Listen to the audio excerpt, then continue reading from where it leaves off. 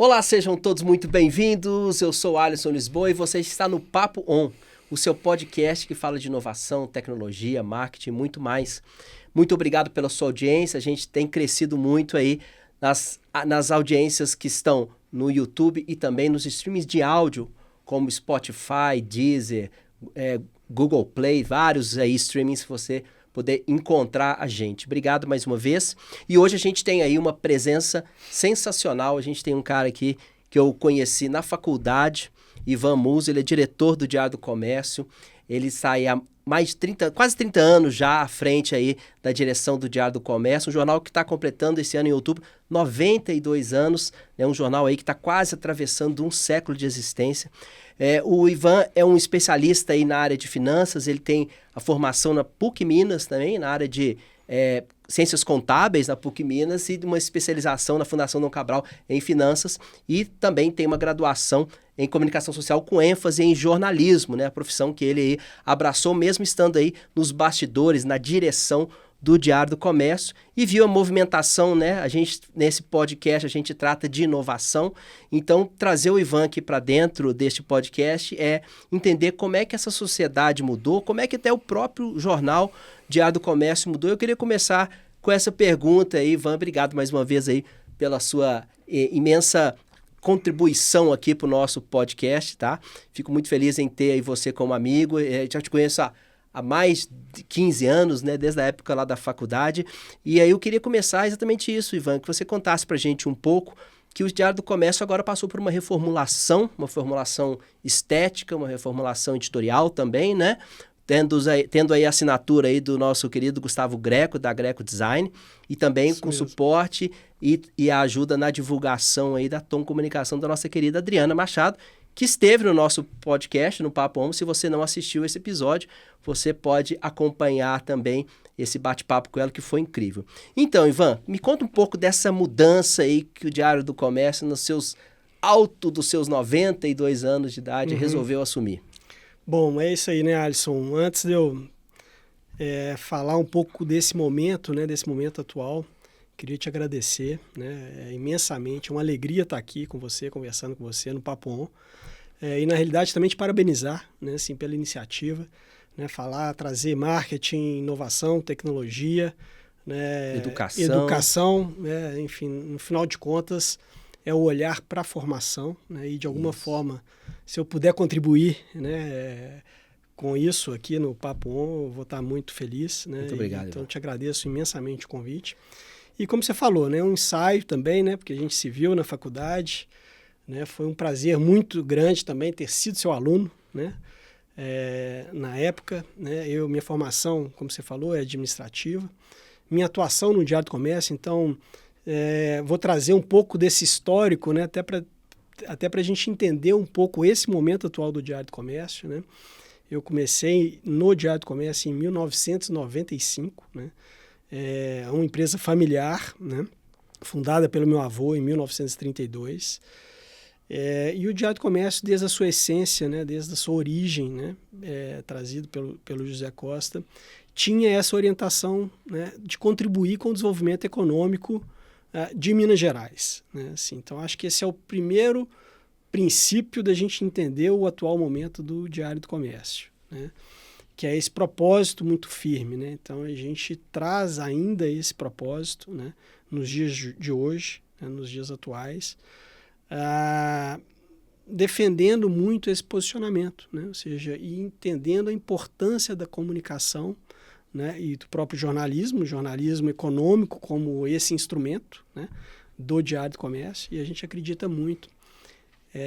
Isso tem sido uma reflexão constante, né, ao longo desses últimos anos, né, do Diário do Comércio enquanto veículo de comunicação. Então, minha formação administrativa, atuei muito iniciei nessa atividade, né, tanto da contabilidade, passei por vários setores, várias áreas do Diário do Comércio, né, na área financeira, controladoria dos custos, e aí em algum momento ali, no início da minha carreira, também aquilo, né, que estava planejado, também por circunstâncias internas, externas, né, foram mudando um pouco de rumo, a partir do falecimento do meu avô, né, em 95. Eu entrei em fevereiro de 95, ele faleceu em março de 95. Eu não tive a ocasião, né, de trabalhar efetivamente com meu avô, mas as deferências, né, as referências desses propósitos, desses valores eram muito presentes desde criança, né, que eu percorria o Diário do Comércio nos corredores por meu pai também trabalhar lá, né, e visitando, enfim, e ainda não sabia, né, ainda enquanto criança, não sabia que em algum dia estaria ali no Diário do Comércio como profissão, como carreira, né, enfim. Nesse momento, o Diário do Comércio, então, era um jornal impresso, né, que tinha ali como um eixo básico, primordial, era falar das questões econômicas e políticas também não, mas econômicas mesmo. Mais econômicas. Do que acontecia em Minas Gerais. Exato. Com ênfase na capital, em Belo Horizonte. Na capital. Né? E aí eu acho que é muito interessante você olhar por esse prisma, né, Alisson, assim, você pensar assim, puxa, 90 anos, né, de trajetória e talvez ciclos, né, ou etapas, ou momentos de transformação, de inovação, portanto, né, assim. Então, você acompanhou quantas mudanças mesmo, assim, dos seus 30 anos, quantas mudanças você acompanhou de perto, assim, significativas na trajetória do Diário? Significativas, eu vou trazer essas questões mais, né, nessas últimas 2 décadas, né, assim, mas só para também trazer esse contexto, né, de transformação, assim, o Diário do Comércio, ele inicia-se, né, com o Zé Costa na Praça da Estação, ainda como um boletim informativo, né? Assim, ele anotava, ele era representante comercial, isso então 1930, portanto, né? Ele começou com o Diário do Comércio, na realidade era informador comercial na sua origem, né? E ele trazia exatamente os manifestos de carga, né? Ele anotava os trens, né? As mercadorias que chegavam naquele momento, né? Em Belo Horizonte, na cidade, uma economia ainda essencialmente agrária, né? Ele, enquanto representante comercial, então entendia que aquelas informações eram importantes para a atividade dele, né? Para os negócios dele, e entendendo esse aspecto de coletividade, né? Ou seja, né? Ele não anotava para ele próprio somente, né? Ele também anotava os manifestos para a categoria de representantes comerciais que atuavam ali muito próximo a ele. Então, acho que esse é o primeiro momento, assim, esse é o primeiro entendimento. Que é uma essência que, se você tirar ali, recortar e botar 92 anos depois, a essência é a mesma. É a mesma, exatamente, né? Mas o que eu quero dizer em termos de movimento de transformação, a partir do entendimento, né, que era importante ter os manifestos de cargas, ele entendia também que acrescentar outras informações, né, enfim, da época, do momento, econômicas, também importariam para aquele conjunto, né? Então ele foi agregando, adicionando e aí sim trazendo essa perspectiva de jornalismo, né? Assim, e aí o informador passou efetivamente a ser um boletim, ser seria o diário daquele comércio. Daquele comércio. Legal. E aí na sequência, né, a economia passando por um processo de transformação, de industrialização, década de 40, 50, 60, mais fortemente. Aí sim, né, o Diário do Comércio de forma mais robusta, acompanhando essas atividades. E meu avô defendia muito também, né, essas causas ou essas grandes bandeiras do desenvolvimento econômico do Estado. Né? Então, questões que ele defendia à época, que também, né, se a gente olhar para hoje, também são importantes. São, né? Bandeiras que são relevantes, mantém, né? Por exemplo, ele defendia a questão de agregar valor à mineração, não só a exportação da mineração, né? E várias outras questões ali nesse processo da industrialização da economia. Então, trazendo nos dias de hoje, né, Alisson, aí eu acho que a gente traz para a economia também dos dias de hoje. Né? A economia da tecnologia, a economia do conhecimento, a economia... a própria economia verde, né? Vamos olhar para o meio ambiente, para o bem-estar social, para a sociedade de uma forma geral, né? Assim, toda essa transmutação, toda essa curva, né, que a economia e os negócios fazem, né, ou fizeram, né, e fazem ao longo das 9 décadas, ao longo dessa trajetória toda, o Diário do Comércio, então, sempre acompanha. A nossa colega, né, professora Silvânia Araújo, ainda na UNE, eu acho que ela me deu uma das melhores definições do Diário do Comércio, que era exatamente essa questão, né? Assim, não é só a macroeconomia, né? Mas é a economia e os negócios, atividades empresariais do Estado. Então, o Diário do Comércio faz as curvas da própria economia. Legal, Ivan. E eu queria reforçar, bater um pouco nessa tecla quando você fala de transformação, de mudança, né? Pegando um cenário que veio do seu avô no momento de crescimento do próprio Estado, do próprio país, né, como um todo. A gente não tinha nem a capital federal ainda, então você via a coisa crescendo muito, como o país realmente cresceu, mas a cidade de Belo Horizonte, que é onde que está, né, onde que o Diário do Comércio atua, claro que isso não reflete no país inteiro, mas a gente está aqui, então vamos falar um pouco de Belo Horizonte, assim, a mudança das empresas de Belo Horizonte, das empresas predominantemente familiares. A gente tem várias empresas familiares ainda em BH, no país inteiro, mas como é que foi para você ver essa mudança de uma loja analógica, completamente focada na loja física, com aquele carro de som na porta, um megafone ali, um panfleto, né? Uma comunicação direta ali, às vezes nos veículos de massa, nos próprios jornais, para uma mudança de cenário hoje, onde que as empresas obrigatoriamente precisam estar dentro do âmbito digital. Qual que é a mudança que você enxerga nesse contexto? Pois é, Alisson, para eu começar a responder essa pergunta, acho que eu vou trazer até a referência, né, que você trouxe da mudança da nossa marca agora, né, desenvolvida, aí, o projeto desenvolvido pela Greco, e eles foram, acho que, muito felizes, né, ao trazer o símbolo, né, do percentual, né, com a vírgula, né, e o percentual em curva, né? Porque quando a gente fez o briefing, né, com o Gustavo em relação a esse desejo, né, de mudança de marca, e talvez exatamente nessa questão assim, da gente entender o momento atual do Diário do Comércio, né, assim, há 2 anos celebramos os 90 anos do Diário do Comércio, e aí já nessa fase de transformação, também de transformação digital, mas de transformação do próprio momento do Diário do Comércio, da gestão, né, em 2018 para 2019, né, assim, o Diário do Comércio falou que, enfim, a gente acompanhou vários, ou a gente foi impactado também, né, por vários momentos, várias crises econômicas, né, e não só o Diário do Comércio, claro, todos os setores, mas a gente foi impactado, crise lá de 99 a 2008, 2015, né.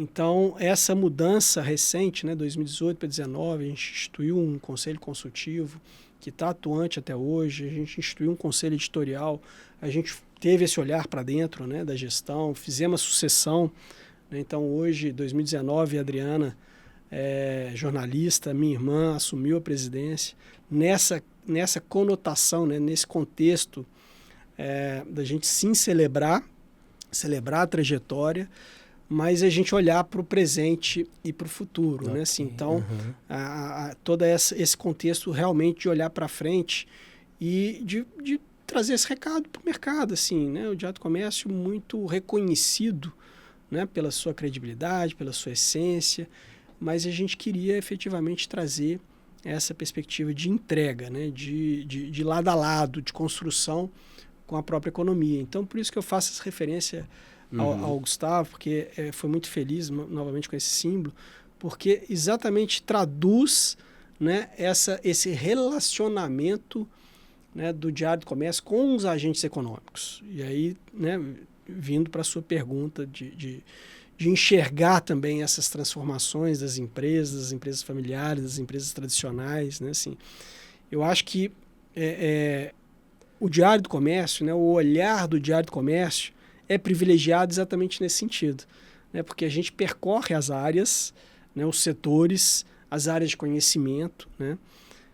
E é quase que uma ponte entre elas, né? É quase que uma interlocução entre elas. A gente tem exatamente esse privilégio de ver muitas vezes até os desafios de cada um dos setores, de cada uma das empresas, de cada uma das áreas, ou ver seus posicionamentos estratégicos, né, em relação ao presente, ao futuro, ao investimento, enfim.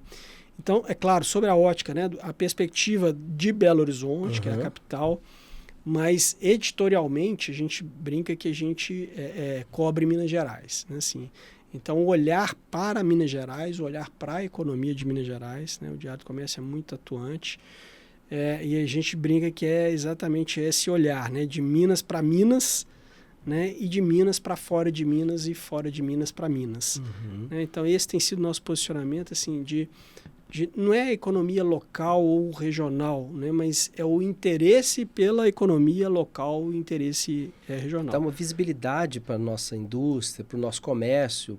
Isso. Nós somos muito fortes na questão do serviço também, né? Minas Gerais ou Belo Horizonte é muito forte na questão de serviço. Belo Horizonte é um dos maiores, acho que tem mais bar aqui do que habitante em BH, né? Então a gente está sempre com esses desafios, né?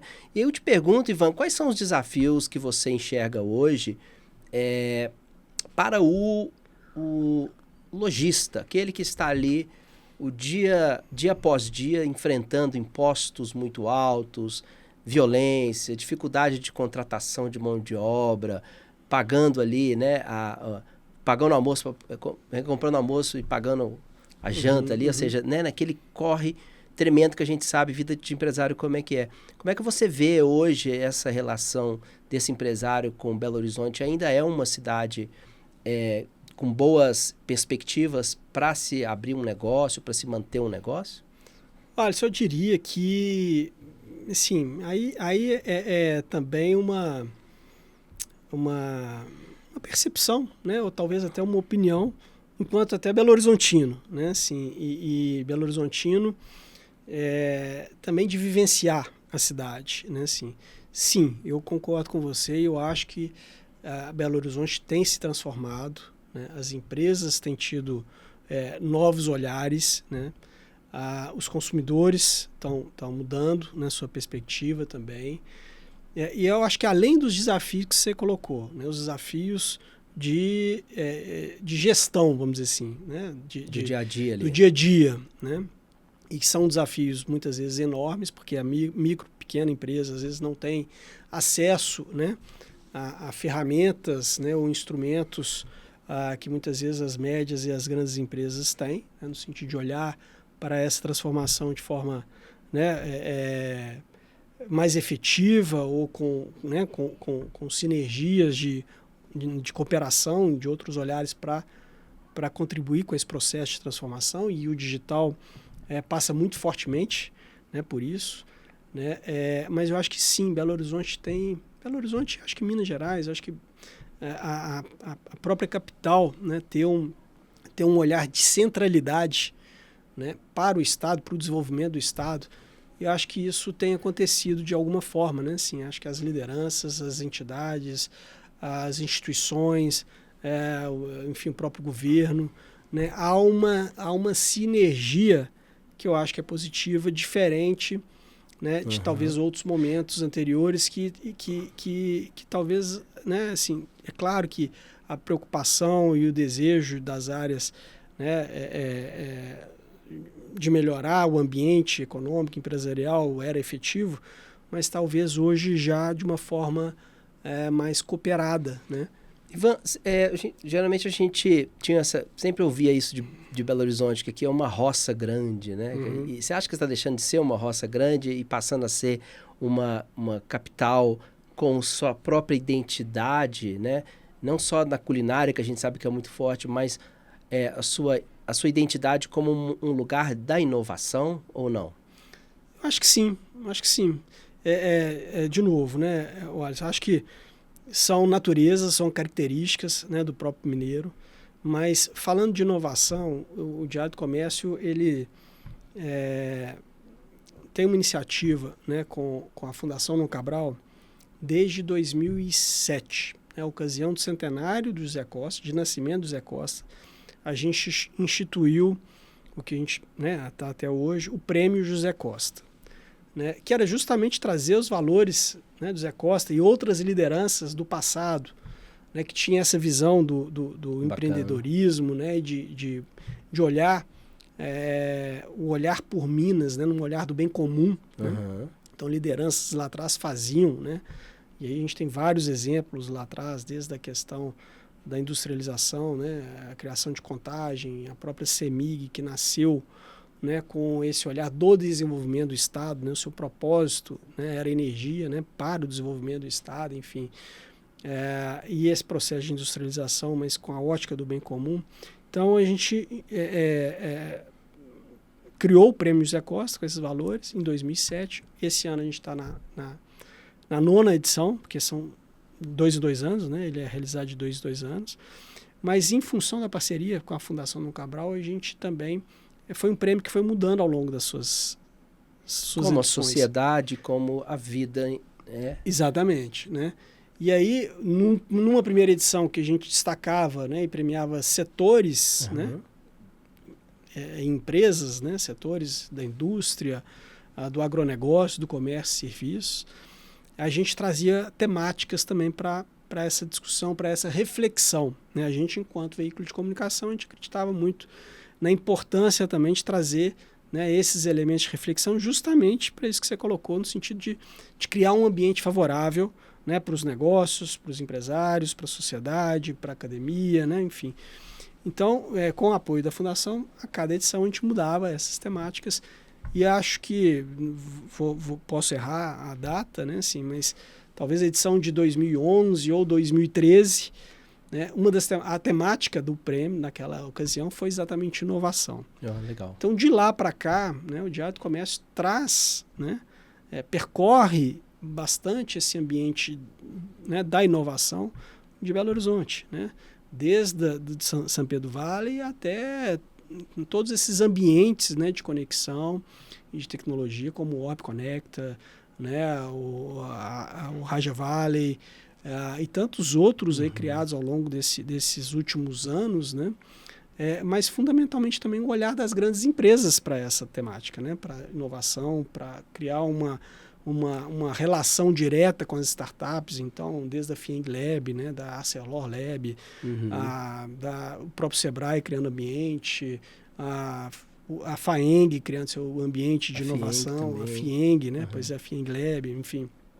E tantos outros, agora recentemente a própria Localiza, com o Centro de Inovação lá próximo, né, a sua sede.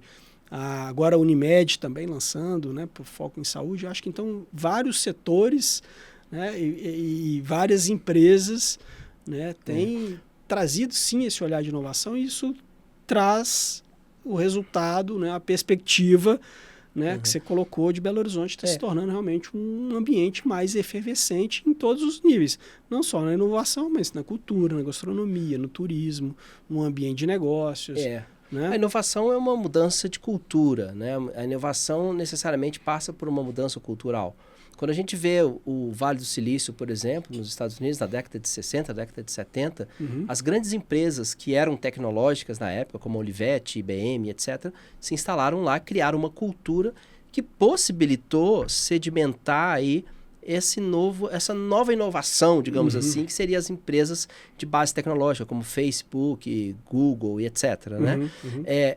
A gente passou por isso aqui, você falou bem do São Pedro Valley, né? Quando você cita as startups que começaram aqui, como Hotmart, Rock Content, Simpla, Sambatec, Melius e várias outras que eu vou me esquecer de todo mundo, que eu tive o prazer de entrevistar na época que eu trabalhava numa revista aqui em Belo Horizonte, tinha uma coluna Vida Digital, e eles estavam começando a criar uma cultura da inovação, e hoje a gente está vendo uma segunda leva de empresas que estão ou se juntando a essas empresas seculares que temos em Belo Horizonte, como Leotex, Dorgalha Araújo e tantas outras, para gerar inovação para essas empresas. Olha, eu tenho uma inovação, eu vou te apresentar essa inovação, você vende para o seu cliente, né? Eu posso agregar valor, né? Então você vê uma mudança de economia aí, uma economia que está muito voltada a essa inovação. Perfeito. E tem uma questão, Ivan, que eu queria abordar com você. Quando a gente fala de inovação, a gente nunca pode deixar de citar duas palavrinhas que estão em voga agora, que é a inteligência artificial, né? A inteligência artificial tem permeado aí as discussões em todos os setores, na comunicação. Eu acredito que no Diário do Comércio muito se fala sobre isso, automação. O computador vai escrever sozinho a matéria, só o revisor vai ter que mandar todo mundo embora, né? Sempre uma história parecida com essa. Mas eu te pergunto, pela sua trajetória, né, não só no jornalismo, mas por toda a trajetória sua no ambiente corporativo, visitando empresas, visitando centros de inovação e etc. Você acha que a inteligência artificial ela vem como uma ameaça para as empresas, para alguns setores mais ou menos, ou ela vem como uma aliada que possibilita aí um crescimento ainda maior dessas empresas? Alisson, eu acredito que é isso, né? Há sempre os dois pontos, né? Há sempre os dois lados, né? Eu acho que é o olhar mesmo que se, né? É o foco que se tem, né? Em relação a isso, né? Mas fazer trazer talvez uma base comparativa, né? Assim, nessa questão de transformação digital dos próprios veículos de comunicação, né? É essencial, né, estarmos no digital, né, os veículos estarem no digital. Mas a gente tem feito algumas reflexões, sabe, Alisson? Eu acho que esse é um ponto que vale para qualquer setor, né, ou para aplicação de inteligência artificial, ou para tecnologia, né, para qualquer outro tipo de ferramenta. Que é como chegar lá, né, como entrar nesse ambiente, como entrar nesse mundo, né? E aí fazer essa analogia nesse aspecto mesmo do nosso segmento, né, e da nossa atuação. A gente falar de comunicação, a gente falar de jornalismo, né? E esse contraponto que de alguma forma a gente tem feito, né, algumas reflexões. Claro, de novo, né, ir para o ambiente digital, sim, né, mas a gente não pode deixar de considerar, né, ou não podemos esquecer a nossa real proposta de valor, né? A nossa real essência, né? Nosso real propósito, né? Independente de qual seja o setor, né? E no nosso setor, né, particularmente, eu acredito que, de alguma forma, essa proposta de valor ficou meio que de lado. De lado. Né? Assim, de lado nesse aspecto. Poxa, vamos correr atrás, né? Vamos para a internet, vamos para as redes sociais e vamos de qualquer jeito, né? Então, esse de qualquer jeito que eu acho que tem que ser reconsiderado. Né? Ou seja, tem que ir, mas de qual jeito? Né? Sem esquecer a sua essência, seu propósito, né? Sua proposta de valor. Porque no mundo digital, né, a conectividade é essencial, né? Mas também ela gera talvez essa, né, excesso de informações. Então, se você vai de qualquer jeito, você acaba sendo mais um no ambiente, né, de um oceano aberto. Concorda? Mas como que nós vamos? Como é que a gente vai se posicionar? Como que a gente vai fortalecer realmente a nossa proposta de valor, né, para se posicionar corretamente nesse ambiente, inclusive de inteligência artificial. E aí também parece que as coisas caminham todas para um lugar que eu particularmente gosto muito, que é a questão da centralidade no cliente, né? Que a gente chama de customer centricity, né? Ou seja, vamos construir marcas, vamos construir produtos, serviços, etc. Vamos construir jornais, construir televisões, etc. Para pensar na pessoa, para pensar nessa relação humana que a gente pode construir com as marcas. Mesmo as marcas grandes, a gente tem que buscar essa centralidade no cliente, essa coisa de resolver o problema do cliente, cortar atalhos, evitar burocracia, retrabalho, procrastinação, enfim. É muito importante que as empresas se estabeleçam hoje nesse novo mundo que a gente está falando, desse novo mundo configurado, né? Pensando sempre no cliente, naquele que vai efetivamente comprar, naquele consumidor que vai efetivamente se interagir com as marcas, né? Isso, no seu ponto de vista, vem mudando, Ivan? Ou seja, as marcas, observem bem assim, vocês que estão nos assistindo aí, que tem 30 anos ali para cima, talvez vá se lembrar que algumas lojas, por exemplo, sei lá, a Boticário tinha um balcão. Sim. Você entrava, você falava, eu quero aquele ali. Ela pegava, te mostrava, devolvia, né? Você ficava ali apontando o que você queria. Hoje não, hoje você tem uma loja que você trafega lá, você experimenta, você degusta, né?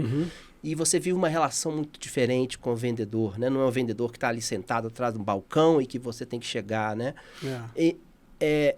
Como é que você vê essa questão, Ivan, dessa humanização dessas marcas, elas estão, no seu ponto de vista, assim, pelo que você tem observado, elas estão caminhando nesse sentido de buscar esta aproximação? Porque parece ambíguo, porque nós estamos falando de tecnologia, né? Tecnologia geralmente distancia as pessoas, mas a gente está falando que as marcas precisam se aproximar.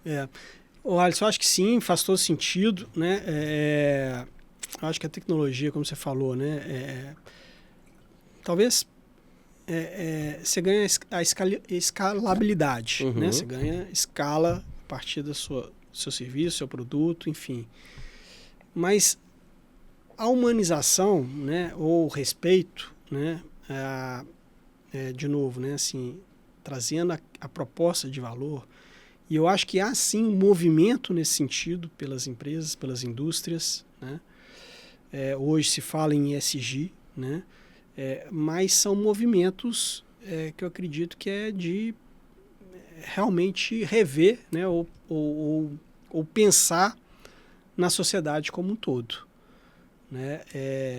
Então, tanto os jovens que estão aí, né, tendências de consumo, passa não só porque você falou da questão da experiência, né, de ser bem acolhido, né, na relação com a marca, mas também de posicionamento. Né, daquilo que a marca efetivamente traz os seus propósitos. As marcas hoje precisam estar muito claras, um posicionamento muito claro. Não dá para ficar em cima do muro mais, né?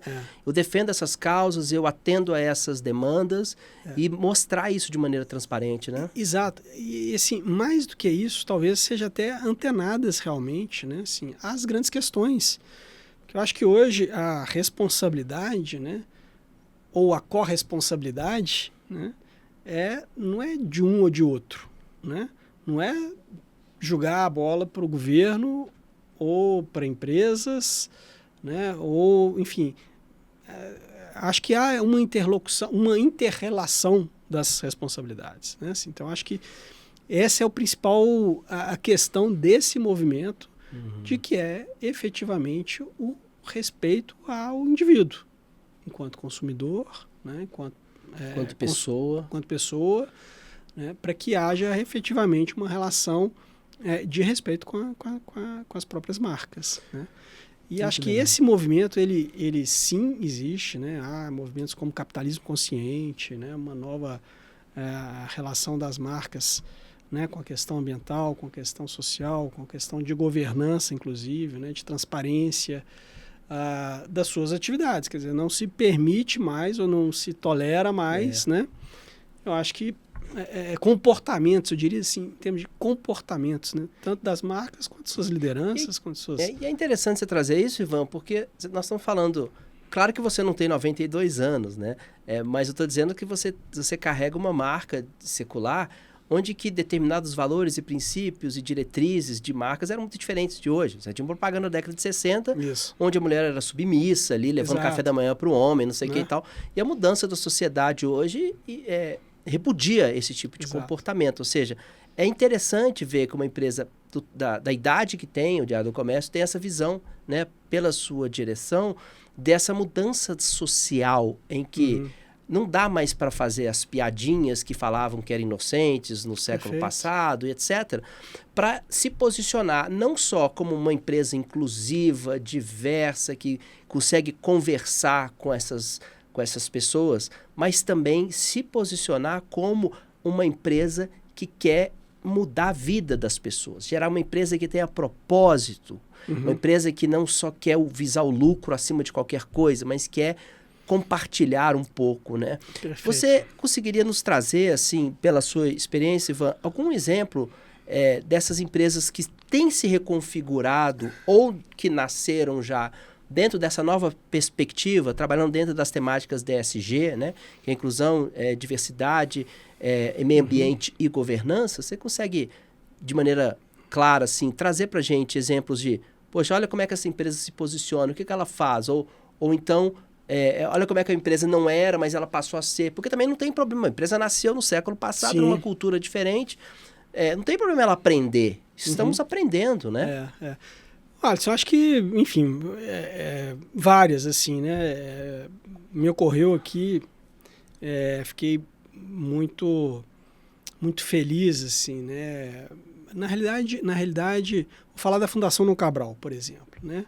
Uma das maiores escolas de negócio, portanto, né? de formação de lideranças, de empresários, de grandes empresas, enfim.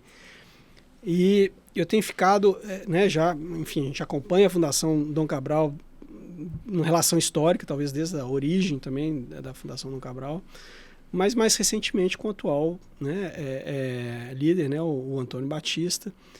E a cada oportunidade, né, a cada momento que eu tenho, né, o privilégio de ouvi-lo, né, de estar com ele, de uma palestra, ou de uma fala dele, eu fico impactado exatamente por essa consciência, né, assim, esse olhar, né, essa ampliação de consciência dele, né, da Fundação Dom Cabral, portanto, para essas questões todas, né?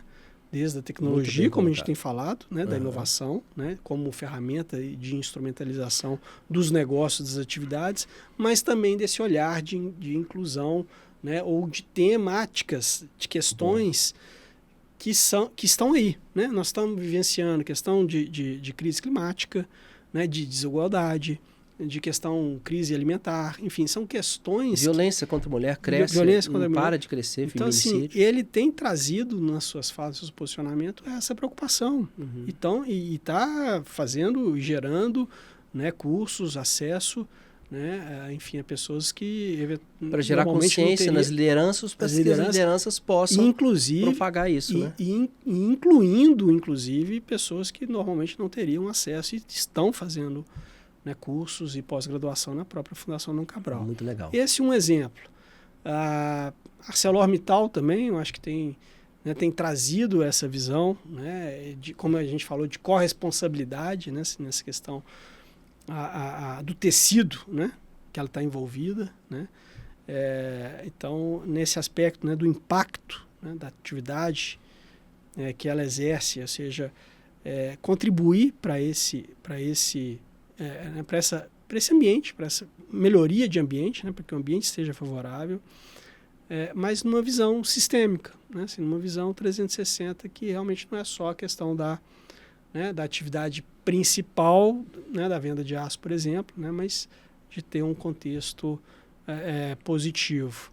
Né. E mais recente, ontem, fui num evento que me chamou muita atenção, porque foi um evento com o Ministério Público, né, com a indústria florestal, né, enfim, temas que são meio ásperos ali, né? São meio ásperos, mas uma convergência, né, de olhar para o diálogo. Né? Okay. Vamos tentar trazer solução, né, e não problema. Não né? problema. Como que há uma convergência. Então, aquilo que a gente estava falando, né, inicialmente aqui,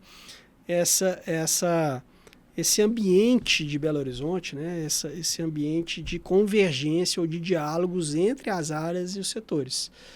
Né, e eu acho que é exatamente isso que o Diário do Comércio nos permite, né, ou me permite ter esse olhar, né, assim, da transversalização.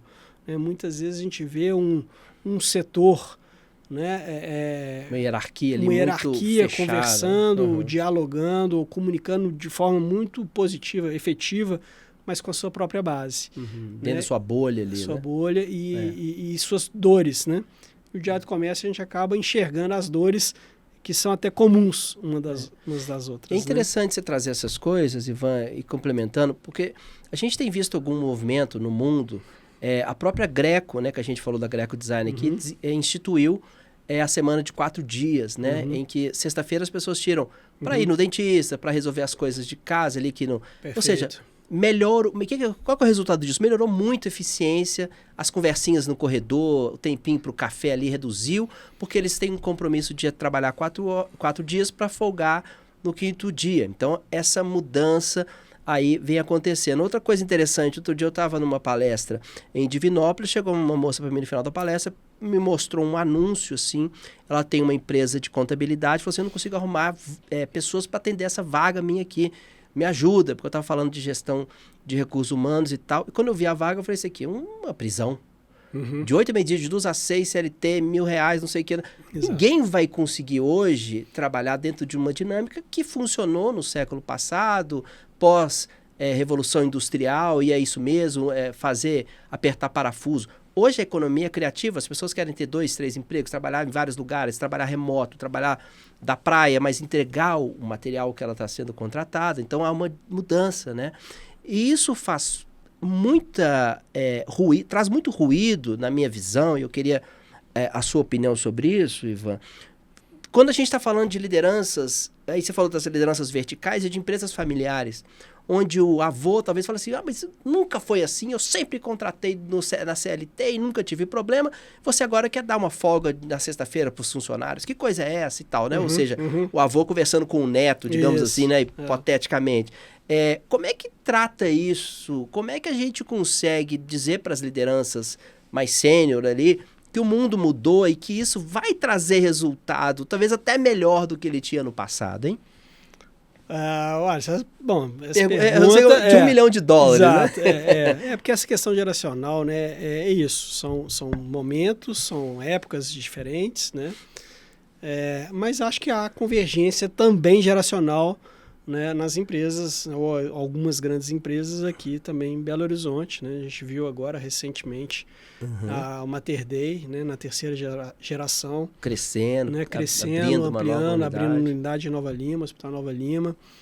E com certeza com esse olhar, exatamente esse olhar, né, de humanização, de olhar de respeito, né, mas também de atendimento, de olhar para o atendimento. Sim, né? Sim. Então o olhar da saúde, mas o olhar também da prevenção da saúde. Eu também estou falando da Mater Dei, mas a própria Unimed também nessa direção, principalmente pós-pandemia, com a telemedicina, com o atendimento online, né, que elimina, né, uma etapa importante de um gargalo da saúde, né, das pessoas irem e serem atendidas, né, fisicamente, muitas vezes sem saber exatamente o que, né, e aonde ir, enfim. Então a gente tem visto né, a própria Araújo também se renovando nas suas lideranças, né, Modesto para a Silvia, enfim, várias outras, né, empresas, né, o Alisson. Então eu acho que é o que você falou, assim, são temáticas, são tendências, né, que sim, a tecnologia está aí, né, para atender tudo isso, para talvez resolver, né, resolver problemas, né, trazer soluções de problemas também maiores da sociedade, né?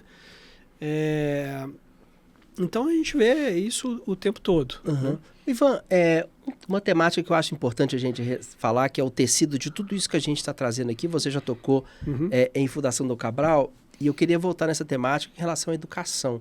Você é uma pessoa, né, que estudou muito, que estuda muito, que está sempre se atualizando. E a gente sabe que a educação no Brasil não é aquela maravilha que a gente gostaria que fosse.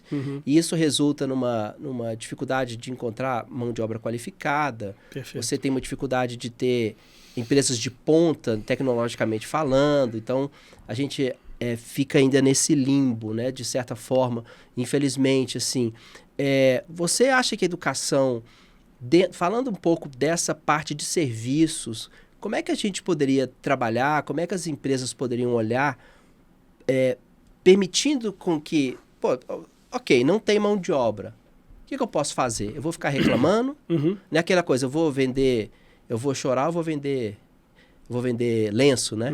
Então, qual que é o posicionamento que as empresas têm que ter? Partindo desse pressuposto que eu estou colocando aqui, que perfeito. Não temos mão de obra, ou temos mão de obra que não é qualificada, o turnover meu está em 40%. Tá, e aí? Isso aí é realidade. O que você vai fazer? Empresa, o que você vai fazer? O que você diria? Então, agora você me provocou, e aí eu vou trazer o Diário do Comércio para essa resposta, né, Alisson? Ótimo. Porque...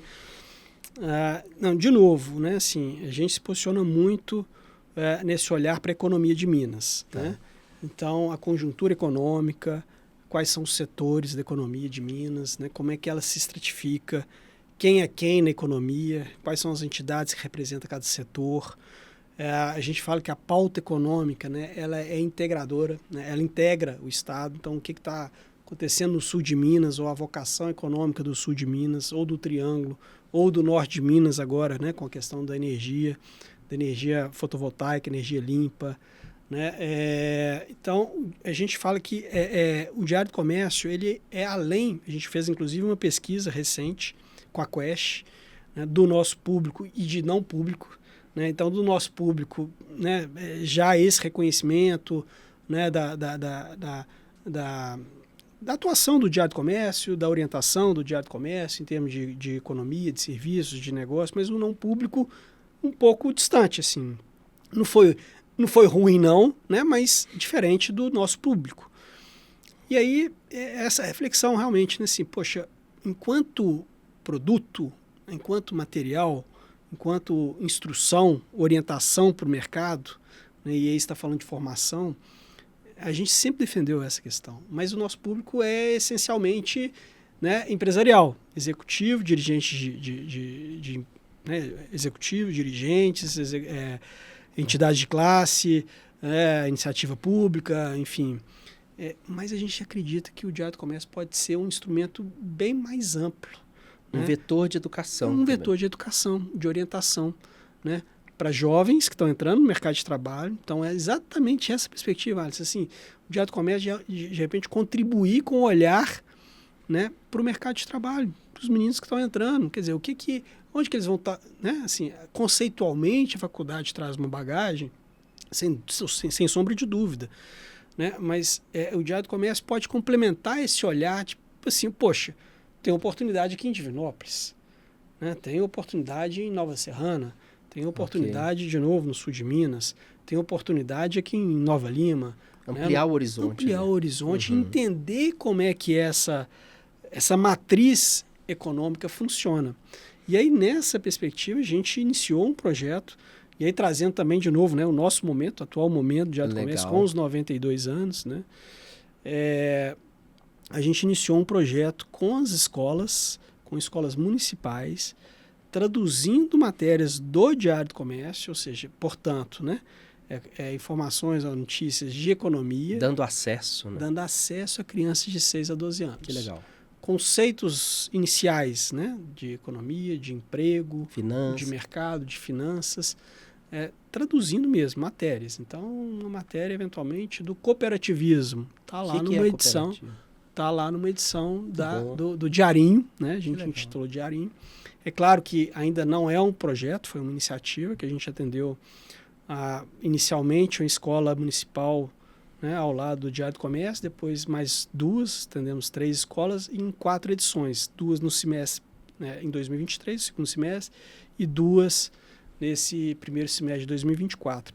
Mas o que é presente nessa iniciativa é exatamente o entendimento de levar um pouco mais esse conceito para uma faixa de idade que, né, é claro que não vai compreender, né, em profundidade, mas já começar a ter uma semente, uma semente sendo colocada ali, né?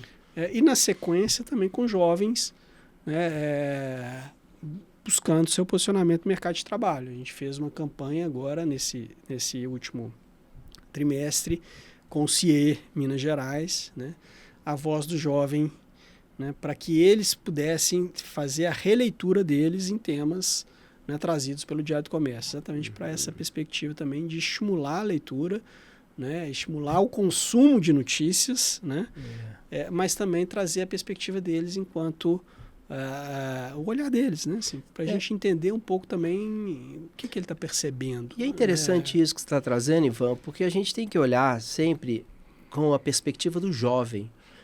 A gente que não é tão jovem assim, a gente precisa olhar a perspectiva do jovem no seguinte sentido, assim, a gente tinha muito menos perspectivas na época que nós éramos muito jovens. A gente tinha poucas escolhas a serem feitas, poucas faculdades, poucos cursos que eram ditos como os bons, né? Mas era medicina, odontologia e outros mais, né? E hoje você vê um jovem com uma possibilidade, um leque gigantesco de opções, com a digitalização, com a globalização, com a possibilidade de trabalhar com um laptop ali em qualquer parte do mundo e consumir qualquer tipo de conteúdo nas redes, no YouTube, qualquer tipo de... Ele pode construir o que ele quiser hoje a partir de um tutorial, né? Exato. Isso, claro, que se fosse colocado para nós, numa outra época também, teríamos essa dificuldade de entender qual que é o caminho, qual que é qual que é a melhor estrada que a gente vai seguir. Então a gente tem que olhar esse jovem como não um desorientado, mas é porque tem tantas estradas que ele pode percorrer que vocês, né? Aí estou jogando assim, o Diário do Comércio e todo mundo que tem interesse em transformar as pessoas tem que buscar a possibilidade de dar um norte, de dar um caminho, de pavimentar uma estrada para um descampado que é o mundo de hoje. Ou seja, você pode sair correndo para qualquer lugar. E fazendo várias escolhas e várias mudanças e quebrando muita cabeça. Talvez pavimentado te dá mais segurança, né? Perfeito. Então é isso, Alisson. Eu suspeito, né? Sou suspeito para falar porque eu estou no dia a dia do Diário do Comércio e enxergando como instrumento, né? Como um importante instrumento nesse sentido. É claro que o nosso desafio é fazer com que o jovem perceba também a qualidade dessas informações no sentido de complementariedade, né, ou de orientação, ou de contribuir com a formação de alguma forma, né?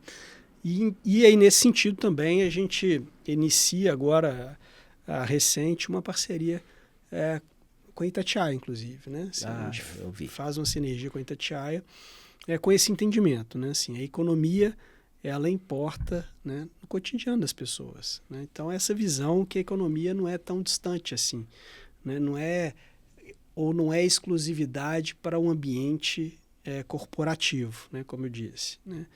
Então, é uma sinergia super orientada para esse olhar, né? A competição que a gente está falando. A competição, né? Não é uma de cooperação, né? Exatamente, né? De dois veículos potentes. Que eu acho potentes, né? Cada um na sua especificidade, sua área, mas que tem como propósito, né, o bom jornalismo, a entrega do bom jornalismo. E até a própria penetração da Itatiaia em públicos que talvez vocês não atenderiam no formato que vocês têm, né? A Itatiaia consegue chegar a um lugar e aí vocês então vão juntos para trazer essa pessoa para essa conversa, né? Perfeito. Essa conversa que é deliciosa, que a gente está aqui no Papo On com o Ivan Mus, do Diário do Comércio, diretor do Diário do Comércio, um papo muito bom. A gente está chegando no final do nosso bate-papo, Ivan, e eu queria finalizar essa conversa nossa te fazendo algumas provocações e você responde o que você quiser das provocações. Tá, assim. legal. Só para a gente finalizar assim para cima. O que você vê pensando, fazendo esse recorte? Eu estou colocando muito essa questão do Diário do Comércio 92 anos, pensando em 92 anos de uma história, de uma mudança, de uma transformação, como aconteceu no mundo. Daqui a 92 anos para frente, né? Como é que vai ser para você o trabalho, o emprego, as relações interpessoais? Por aí você escolhe, né? Como é que hoje já está difícil nesse descampado, né, do jovem que não sabe para onde vai, pela quantidade de opções? Será que no futuro as coisas serão ainda assim... espero que o YouTube ainda exista daqui a 90 anos para que as pessoas assistam esse programa e poder falar, não, o Ivan tinha razão, o Ivan não tinha razão. O que você acha que acontece daqui a 9 décadas, pensando num futuro muito distante, quando a gente fala aí desse, né, transportando esse jovem para lá? Alisson, acho que excelente provocação sua, viu? E eu gostaria, né, assim, que essa resposta fosse... enfim, a gente está numa sociedade complexa, né? Assim, pensar nos países, nas grandes potências ou nas grandes empresas, né? A gente está num planeta complexo. Em guerras, né? Exatamente. Então, o que eu gostaria, né? Que talvez o que regesse, né? O que comandasse, né, as decisões das grandes potências, das grandes empresas, das pessoas, né, fosse a dignidade, né? Dignidade humana, né? Ou seja, a dignidade das pessoas, do indivíduo, tratar o indivíduo como um indivíduo, né, na sua plenitude, em todo o planeta, né? Enfim, estou falando isso, né, porta-voz das questões econômicas, né? Mas que as questões econômicas fossem, né, Fosse para todos, para né? todos, né? Econômicas no sentido de, claro, né, a questão econômica, o capitalismo, o mercado, né, conduz, né, as ações, as relações, sem dúvida, né? Mas eu acho que a dignidade humana, né, precisaria estar nessa plataforma, né, vamos dizer assim, nesse ambiente, né? É isso que eu gostaria.